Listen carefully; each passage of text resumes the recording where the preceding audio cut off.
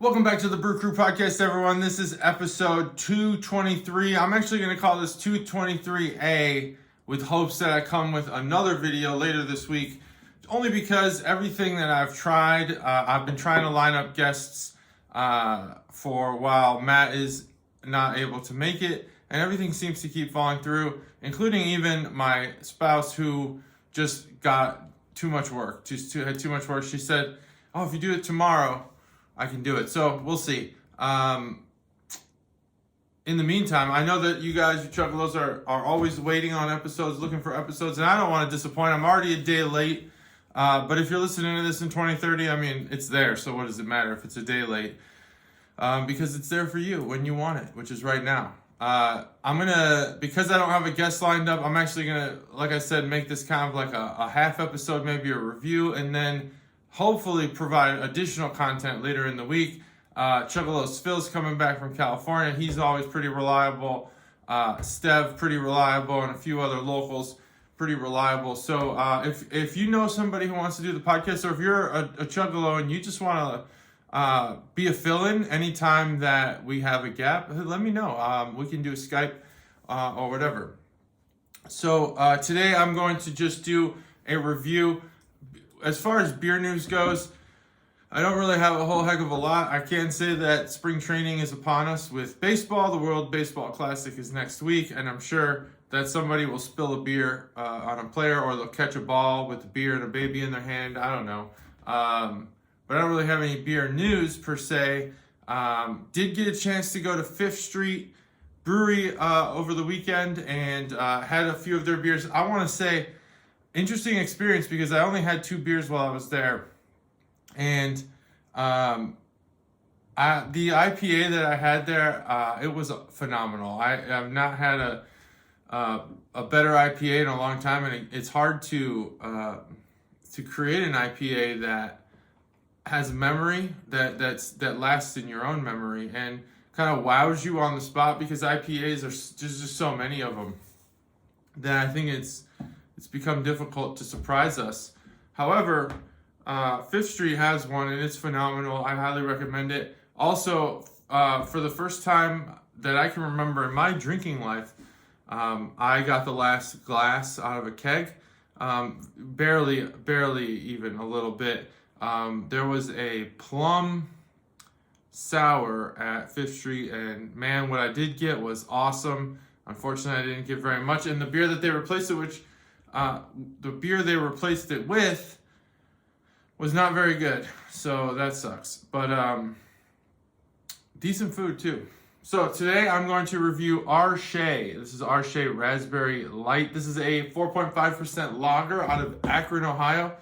And we've done Arche on this podcast before. We've done it several times actually, and we always refer to Arche as a guy.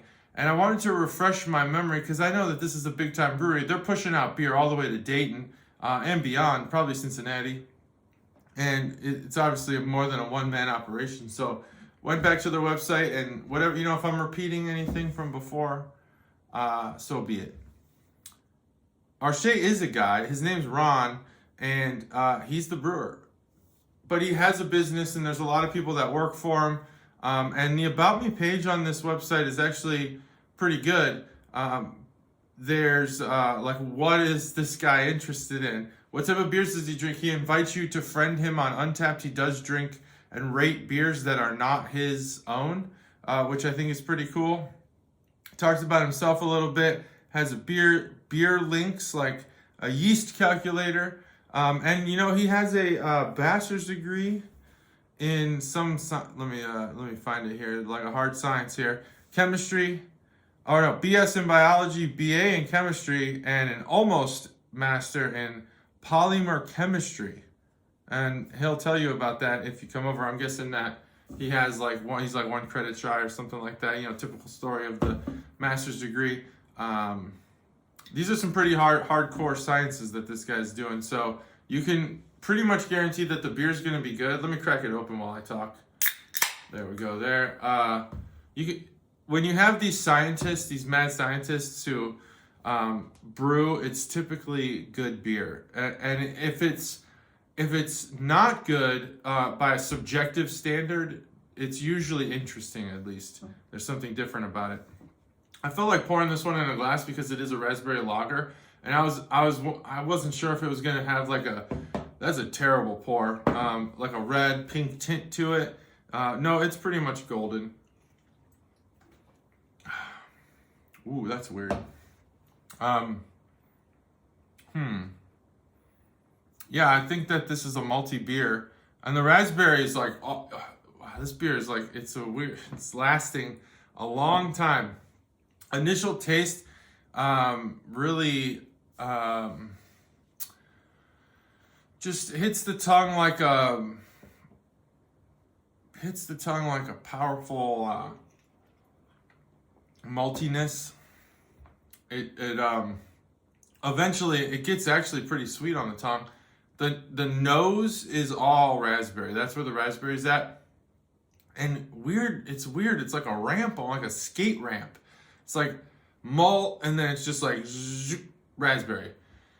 But it's really delayed. It's like a delayed raspberry. I've never had anything like that before. That's so weird. Wow. I wish I wouldn't have poured this like a real piece of junk. A lot of foam there, but you could tell it's golden. I don't know what happened there. I just thought I guess I rushed it. Let's just be honest here. Now Ron describes on this website, or whoever made the website describes in Ron's words, what they do. They do a pressurized fermentation. So what that allows them to do is not have to carbonate, and this beer is very carbonated. I mean, it's fizzling, it's full, it's almost like it's got the carbonation of a Mountain Dew, even, a Sprite, something like that. Something you can hear this beer. I can audibly hear this beer. Let me see if I can get it for the microphone. Let's see. Can you hear that? Anybody? Can you hear? I don't know where the microphone is. It's on the top of the bottom of my iPad, but it definitely has the sound of fizzling sound. So, that's really the extent of it. So Arshay out of Akron, in my kind of just anecdotal observation, Arshay's making interesting beers that have interesting flavors, and they're more eye-catching in what they write on the can than what they are in can art, because the can art, it has a lot to be desired, just kind of like this like paisley-ish design, floral wallpaper kind of thing that they have going on. And then all the titles that they have of their beers, they stand out. So every time I see an Arshay can, the first thought I have is their Candy Cane Stout, which happens every winter. I think that's a yearly release. I'm not sure if it's barrel aged or anything, but that's interesting to me because you don't see a lot of breweries, or any breweries really. Maybe Pipeworks might have something like this, where it's like distinctly Christmas, but not a Christmas ale. It's candy cane. So I think Pipeworks did have some sort of candy cane versus unicorn type thing, but other than that, you really don't see that very often. I'll say out of the can, that smells raspberry. Out of the glass, though, not so much. That's weird. As the bubbles pop and the shitty pour that I had, as it aerates, or kind of just as the air hits it, the smell now is more malty. It's more dusty. So take that for what it's worth. But the weird thing about this beer is that it just tastes like a malty beer until all of a sudden, seconds later, we're talking 5 seconds later, it's like raspberry on the tongue. Wow. It's like, where did that come from? That's pretty incredible. Unlike all the Arshay beers that I've had so far, the Arshay is pretty high standard for me. I think that they deliver a really great beer. I think this beer misses on the front end of the tongue. It hits in the nose, and it hits on the aftertaste. But I need the beer to actually taste good as well, the liquid.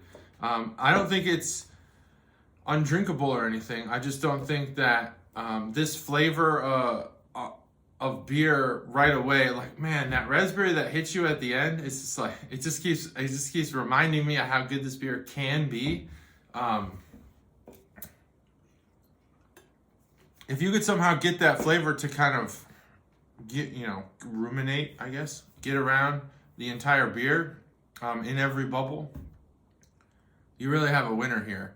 I like the idea of a raspberry lager. So far, I'm not a huge fan of the execution, though. Man, that aftertaste really leaves you happy. So I'm gonna give this beer 3.75 for what it is.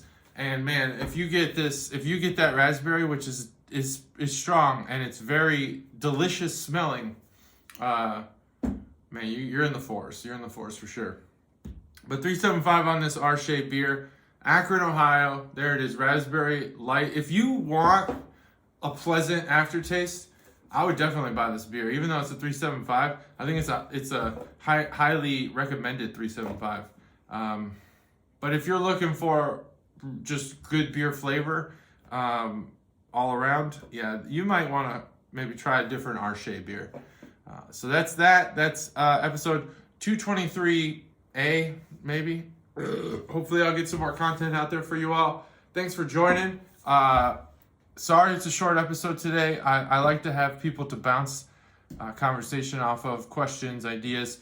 And when it's about myself, I'm just kind of mumbling. So I don't want to do that to you. Thanks for watching 223.A. See you later this week, hopefully. Bye.